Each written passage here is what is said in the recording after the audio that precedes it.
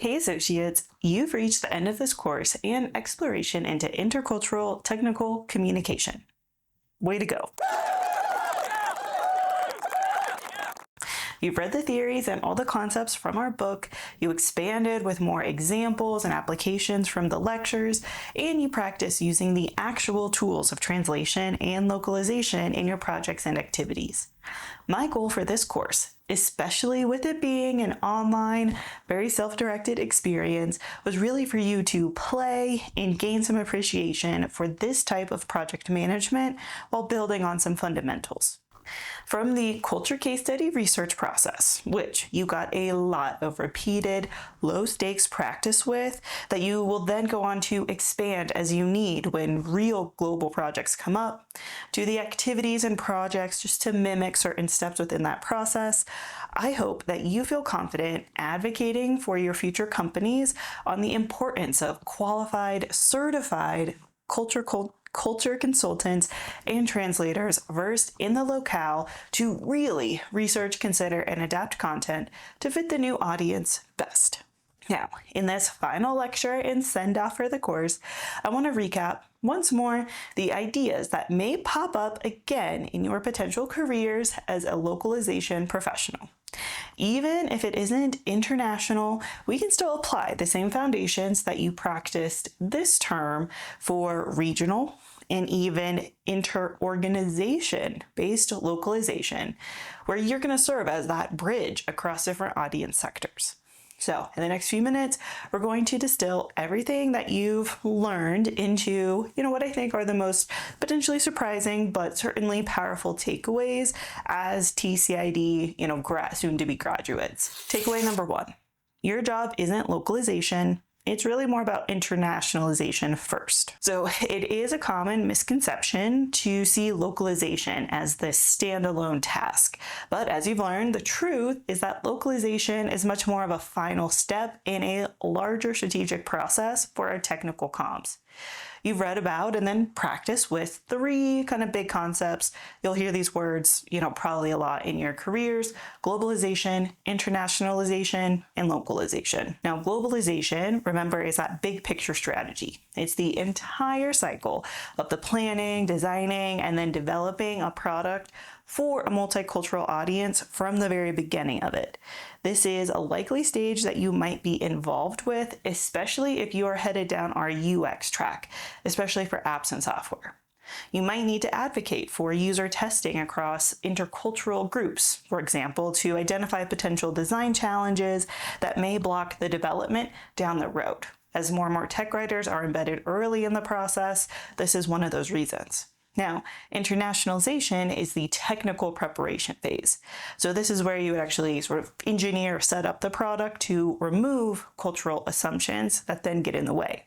So with your specific degrees in TCID, you might not be as directly involved in this stage, but rather act as a key stakeholder or team member working alongside, the technical teams and components, especially if we're talking about, more software or a website you aren't coding yourself.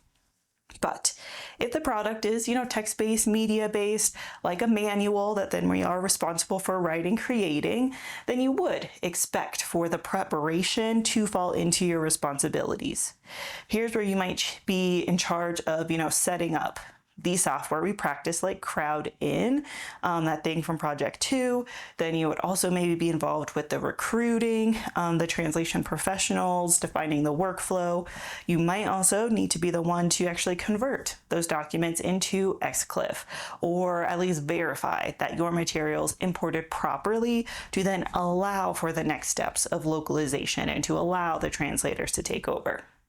And that final step is the localization stage. It's adapting the internationalized product for that specific market, after it's been set up properly, and it's where we're addressing its unique linguistic, cultural needs. Here's where the bilingual translators and the consultants that you hired will take the product into that new locale.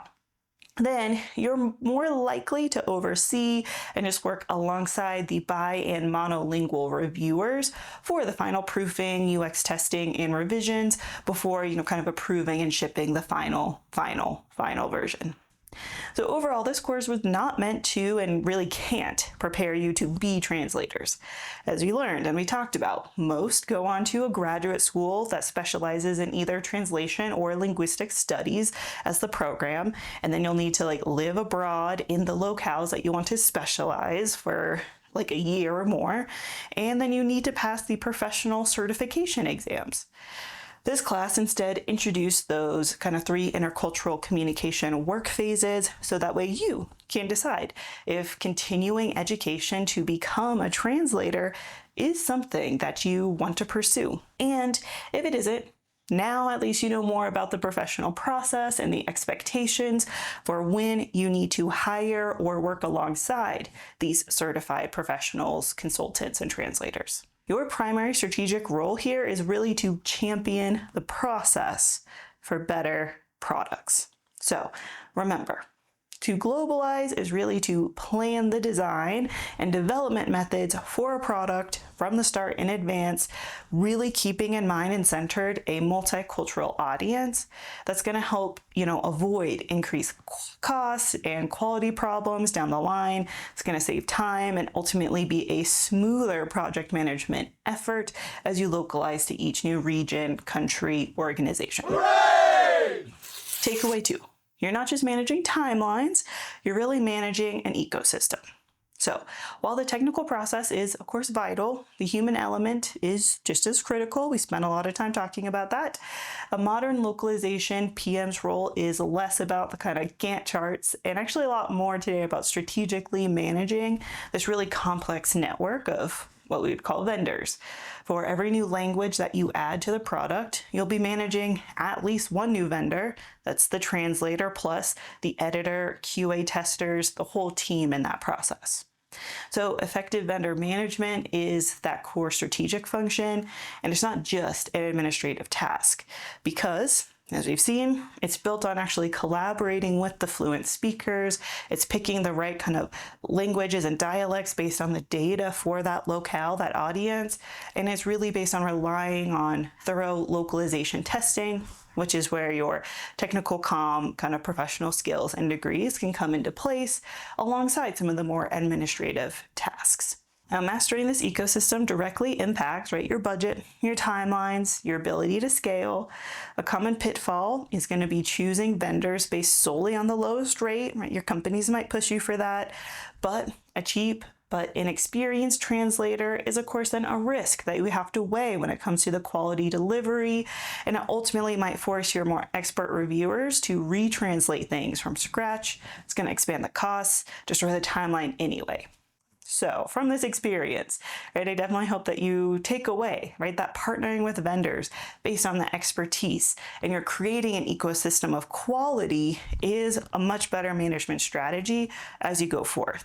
And you've learned kind of what to expect and what it means to be a certified, qualified cultural consultant and translator based on our professional standards. So ultimately, my hope is that you will remember your experience this term and advocate for appropriate budgets up front that are going to include proper translations, even with the help of machine translation, of course. But you're not going to rely only on machine translation and hope that it's going to be good enough. We know that it does go a long way and it does reduce costs, but you still want to hire a good quality certified human translation professional to finish the job.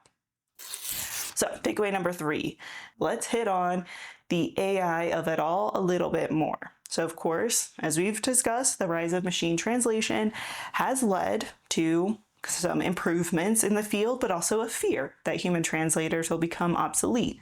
But this is a fundamental misunderstanding, of how modern localization works, which now you are more clued in on. You got some practice, and you also got to see the frustrations of machine translation during your projects. Now, the most effective use of MT is not that standalone tool, but as a powerful component in the overall hybrid process. So when you practice with the pre-translation by connecting AWS into your crowd and projects, something that was definitely a bit technical, finicky, a little bit hit or miss. And after you went through all of that, you exported your projects and saw that some segments just didn't translate, that figures and tables needed to be recreated, translated by hand anyway, and that the formatting was, a big mess. Whoa! So this is where that concept, the human in the loop for the workflow, remains important. Machine translation provides, yes, that initial high-speed output, which then we have to review, edit, refine with professional human translators and monolingual final reviewers. This synergistic approach combines that raw speed of the machine, yay, love it, with the irreplaceable nuance, cultural awareness, and creativity of the human expert. So for you, as a project manager, this redefines the role a little bit, right? You're not choosing between human or machine, right? When you're picking out your teams and budgets. Instead, you're managing this really integrated workflow that is going to leverage, right, the strengths of both. That pre-translation did that chapter for you, so you just had to go and clean up a few things much faster than when I made you do kind of the line by line all yourself. Right? We like the machine translations, but we need both to achieve a high, better quality than what only machine or even only human can do alone. Also, you as the technical, the technically trained technical writer might be hired or serve as that final monolingual reviewer when your company is moving content from an international locale into our en.us version. You will be qualified and ready to apply your TCID knowledge to the pre-translated content, again working alongside the bilingual translation professionals to ensure the final English language version meets the standards for final production. Takeaway 4. You're not just writing clearly, you're controlling the language. So for technical writers who are creating content for this global audience, the goal of clarity takes on a new, kind of more rigorous meaning that we've explored.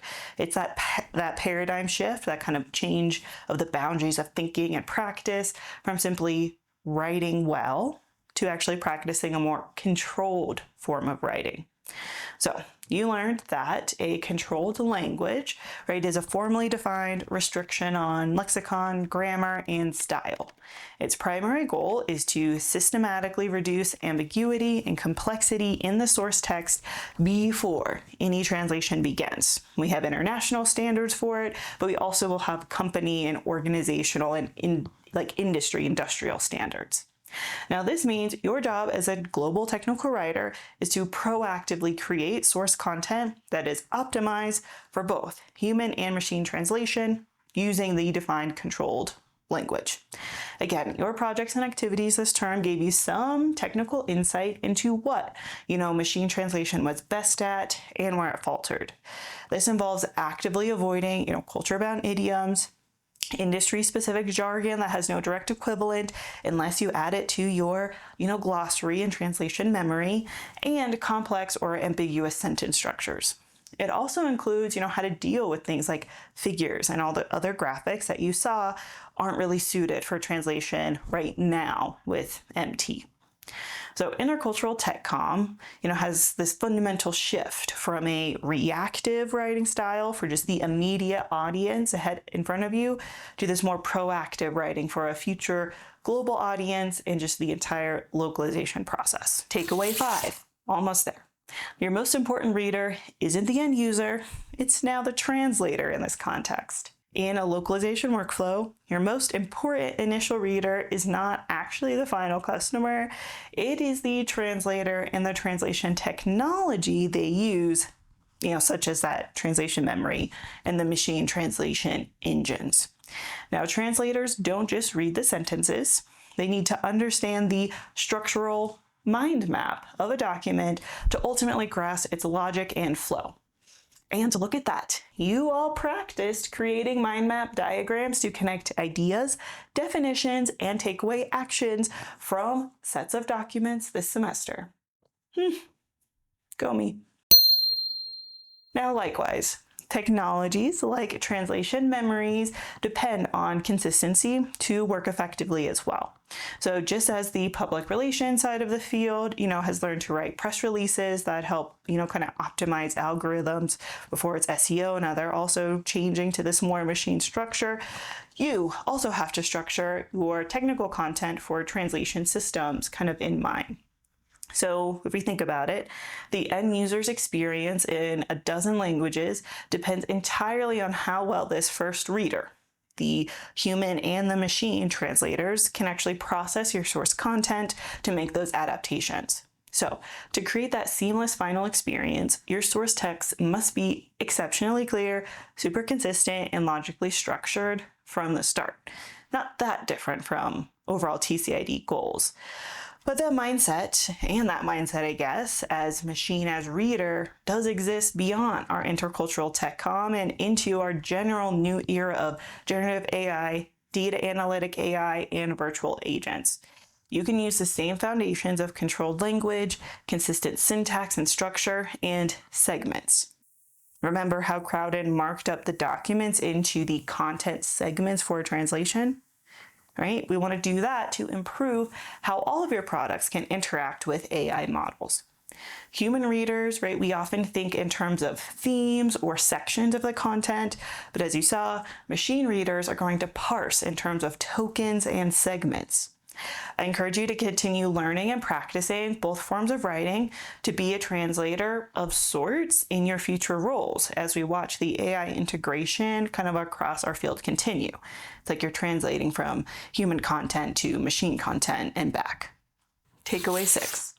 Culture isn't just in the words, it's also in the logic. Now, effective global writing goes deeper than the vocabulary. We covered this over and over again. It requires understanding of how culture shapes even the very logic of communication. So culture provides our lens through which we view the world, the logic by which we organize it, and the grammar by which it makes sense. I made you repeat and review a lot, right? The concept that language is arbitrary and meaning is based on the combination of signs and the culturally kind of relevant and experience-based inferencing of the intent of those signs. You got an intro into some of the specific theories. So remember, sign, signified, signifier, for example, which are great to keep exploring. But the core takeaway and important thing for you is just remembering that the word for word translation is far less important today than the intent to intent translation. That means your international teams may need to change a lot about any product as it moves across locales while always maintaining the fidelity, right? The accuracy of the meaning, the purpose, the goal. You can change the words if some other term or phrase will convey the intent better in that new region. You can and should change the graphics and design of the thing if it helps the meaning transfer better for your new audience. The truly global writer, right, learns to question their own cultural assumptions about what might constitute, a clear argument, a well-designed document, and ultimately a useful, usable, enjoyable kind of content product. As you've seen, localization is more than just swapping out words. It's a strategic discipline that does demand, foresight from project managers, that might be you, and a new level of kind of cultural and technical awareness from all the writers and folks in the process, which again, might be you. You should now recognize that your kind of real job in this field starts with the internationalization mindset, and that your most important reader for now is actually your translator, who then helps you connect with your end readers. And that anything and everything could, should, and will be changed to better suit the locale you're moving into. Now, to remain relevant, we have to combine the art of our craft with the science. You've probably heard that many times throughout your degree. It's like low-key a mantra, but the technology, the standards of practice, and the rules of our field, right? That's kind of the science we're talking about. And it's going to continue to enhance. It's a skill we have to keep building, but it's never going to replace the core of what we do. That's building relationships between our companies, brands, and people across the globe. And that's going to be the art in our communication and design field. So the final question to leave you with is this. As the lines between the human and the machine continue to blur, how will you keep combining the art of human connection with the science around our new technology to create truly global experiences? How will you remember your participation in this intercultural tech com learning, this term, this course, and then actually apply lessons, concepts, and the experiences from this term to your future? Only you can answer that, as with every class and every experience you're in, but I do hope that you're thinking about the 6 takeaways I just offered in this final review and add on a few more of your own. Thank you for your work, your engagement, and your time this semester. I appreciate you, associates. Good job making it through. Vibes!